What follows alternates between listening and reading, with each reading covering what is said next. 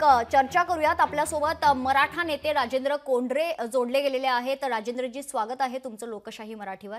केंद्रीय मंत्रिमंडळाच्या बैठकीत जो निर्णय घेण्यात आलेला आहे, तुमच्या वतीने स्वागत होतंय का या निर्णयाचं?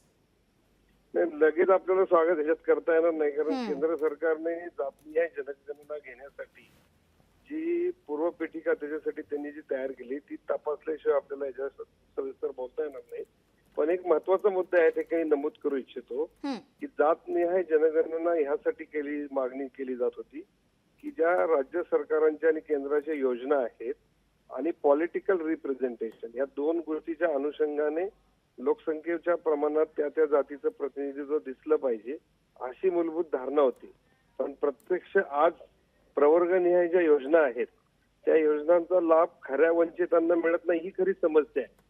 त्यामुळं जातीची जनगणना करून याच्यातनं प्रशासकीय लाभ त्या जमातीला मिळतील का नाही हा खरा याच्यातला प्रश्न आहे। त्यामुळे आज लगेच याचं स्वागत करता येणार नाही, सविस्तर भूमिका जाणून घेऊन मग आपल्याला त्या बाबतीत सविस्तर बोलता येईल। निश्चित। खूप खूप धन्यवाद राजेंद्रजी आपण दिलेल्या आपल्या प्रतिक्रियेसाठी।